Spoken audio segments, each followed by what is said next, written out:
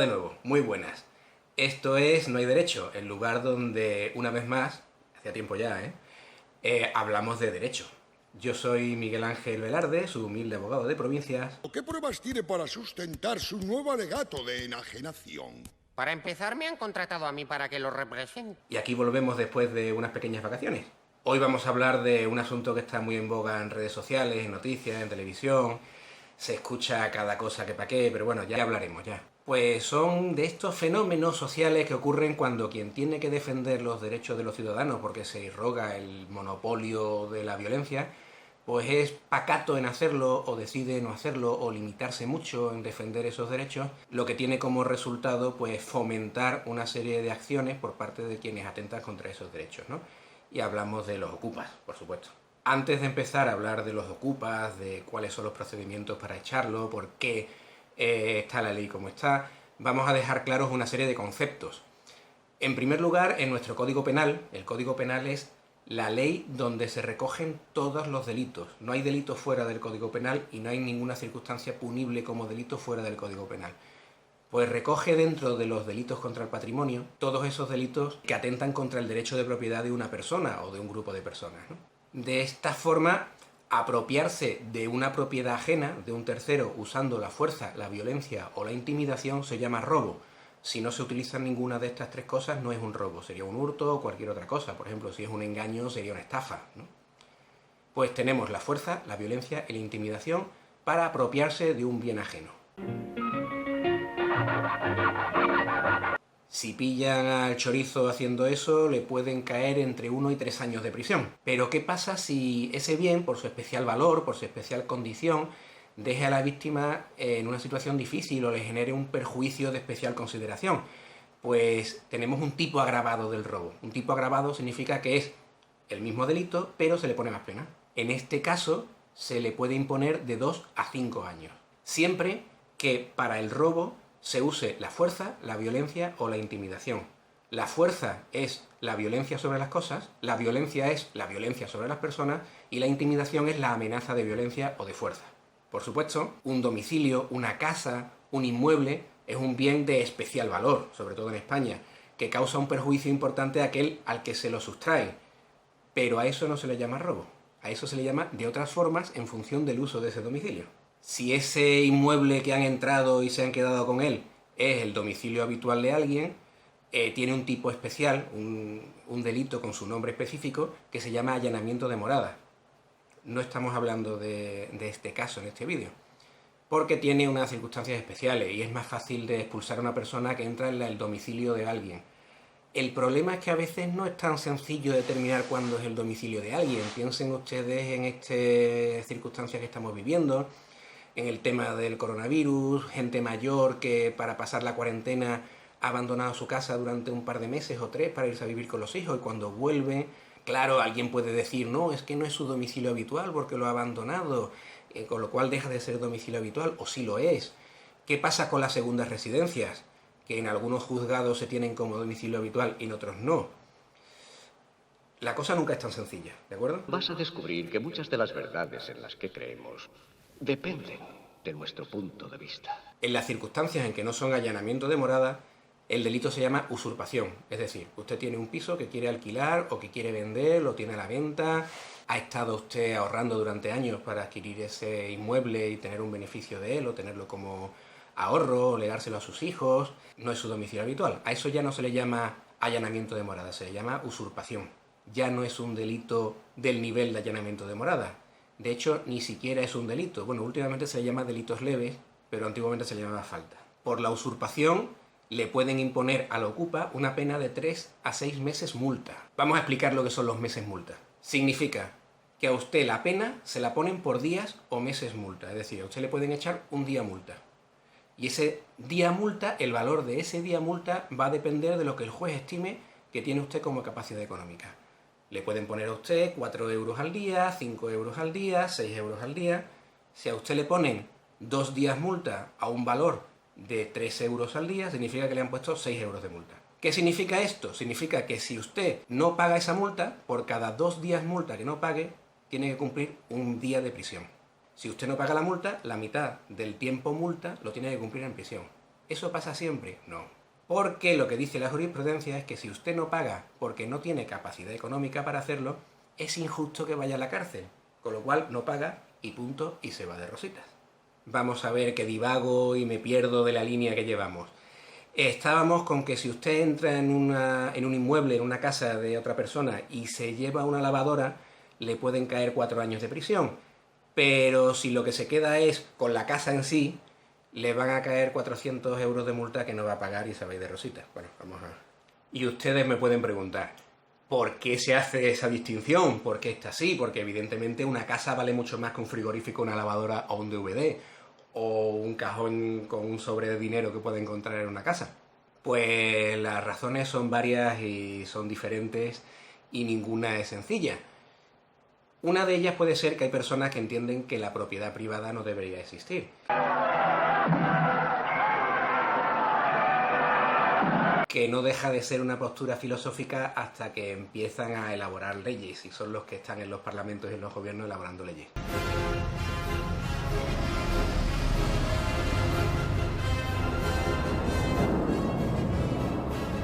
Hay otra razón, que es la que ya apuntaba en nuestros... ¿Acordáis del vídeo que hice sobre derechos humanos?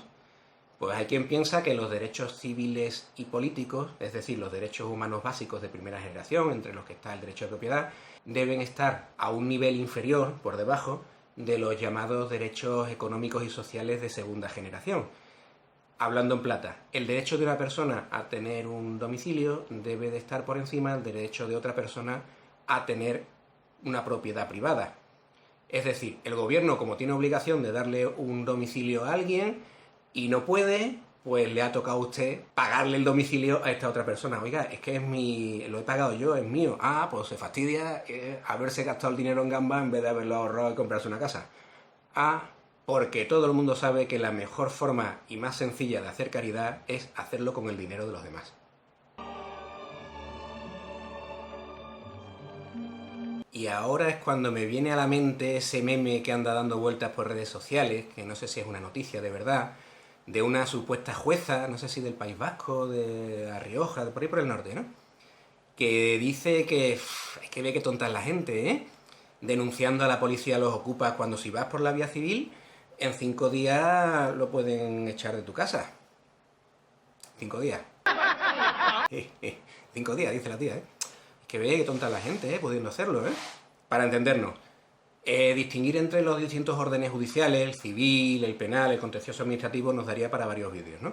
Pero para hacernos una idea, si a usted le roban una cartera, usted puede ir a la vía penal, es decir, ir a la policía y decirle, oiga, detengan a este hombre, que me devuelva la cartera y lo meten en la cárcel, ¿no? O puede ir a la vía civil, que es decirle a un juez, señoría, este hombre tiene una cartera que es mía. Tengo aquí las pruebas para demostrar que es mía. Entonces usted le ordena a ese hombre que me devuelva la cartera.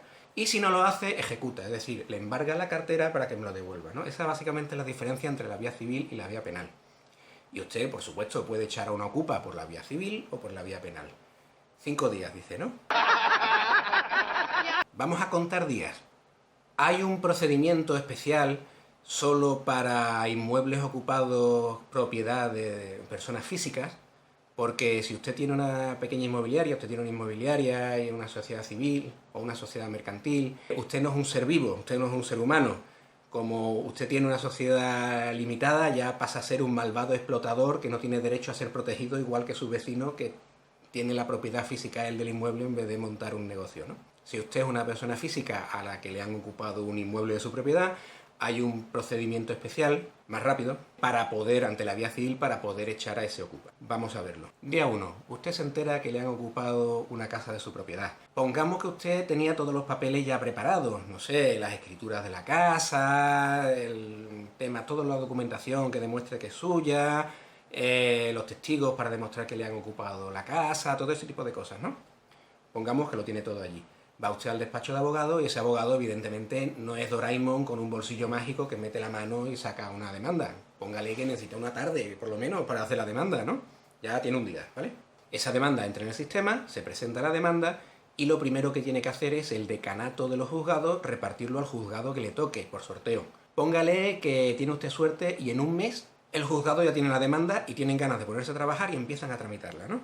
lo primero que tiene que hacer ese juzgado es notificarle al demandado, es decir, al ocupa, que le han puesto una demanda. Póngale usted 15 días, teniendo mucha suerte, 2 meses en algunos sitios, para que se intente la notificación. Evidentemente, ese ocupa no va a querer coger la notificación. Una segunda notificación en cuestión de unos 15 días más. El ocupa ponga que tampoco quiere coger la notificación. Entonces, ese juzgado le dice al demandante qué quiere hacer. Póngale que han pasado otros 15 días, un mes, en decirle al demandante lo que quiere hacer.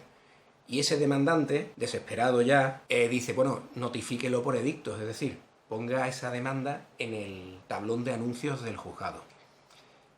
Si tiene suerte, en una semanita está puesta en el tablón de anuncios del juzgado.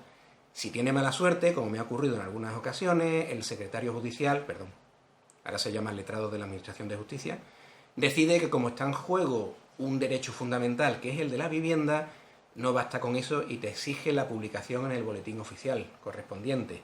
Póngale 6 meses para eso, ¿no? El boletín oficial de la Junta, unos 6 meses, sí.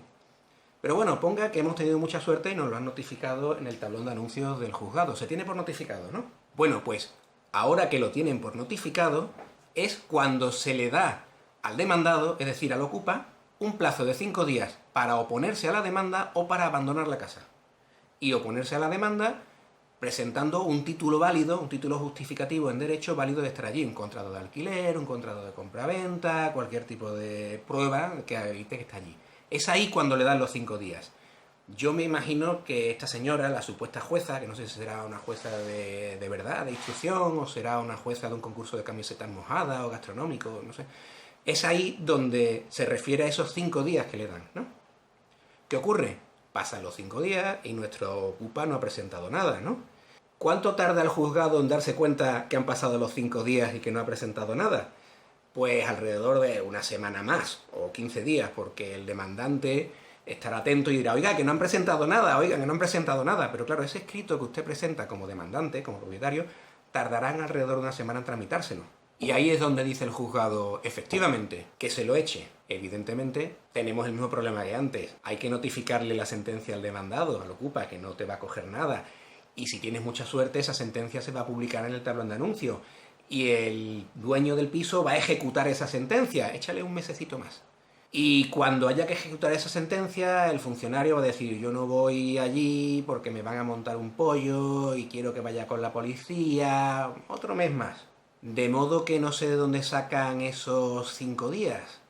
Con mucha suerte, 6 meses no te lo quita nadie y lo más normal es cerca del año.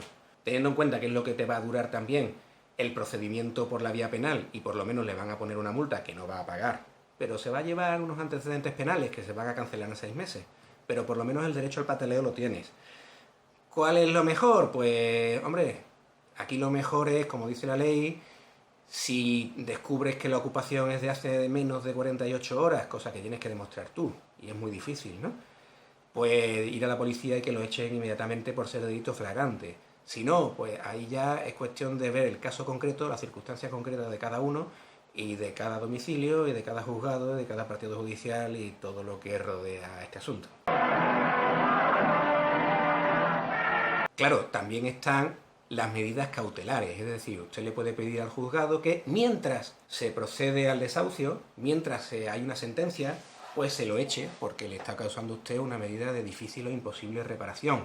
¿Qué pasa? Que como está en juego el derecho a la vivienda, esas medidas cautelares normalmente no se conceden, no se echa a la persona de la casa, ¿no? Y hay otra cosa más que no se me olvide, esa persona está viviendo en un domicilio ajeno, en una casa ajena, con luz, electricidad, gas, que está pagando seguramente el dueño de la casa. Ese dueño de la casa no puede dejar de pagar para que le corten los suministros, porque ahí estaría cometiendo un delito de coacciones. Y por un delito de coacciones se puede ir a prisión. ¿Qué pasa? Dice, no, después el juez le va a ordenar a estas personas que le abonen los gastos que le ha producido, ¿no? De la misma forma que iba a abonar la multa. Si no tiene dinero, ¿qué le vas a embargar? No va a pagar nada. Y 5 días, dice la tía. Y después hay quien pregunta por qué en España no hay inversiones, no se invierte, por qué tanto problema con la gente que protestamos por la ausencia de seguridad jurídica. Que el paro debe de ser una maldición divina, vete a saber de dónde viene, ¿no? En fin, que esto es lo que hay. No se fíen mucho de los memes de internet ni de las noticias que salen sobre temas candentes en algunos medios de internet, en redes sociales y tal. Y eso es todo por hoy. Pronto volveremos con nuevos vídeos sobre derechos, sobre temas de candente actualidad, temas interesantísimos. Esto es divertidísimo, lo sé perfectamente. Esto es mucho mejor que la última película de Christopher Nolan, por lo que me han dicho es verdad. Y esto ha sido No hay Derecho. Si les ha gustado, pues suscríbanse. Mi nombre es Miguel Ángel Velarde, su humilde abogado de provincia, y estoy a su disposición para lo que quieran, preferentemente asuntos jurídicos. Hasta luego.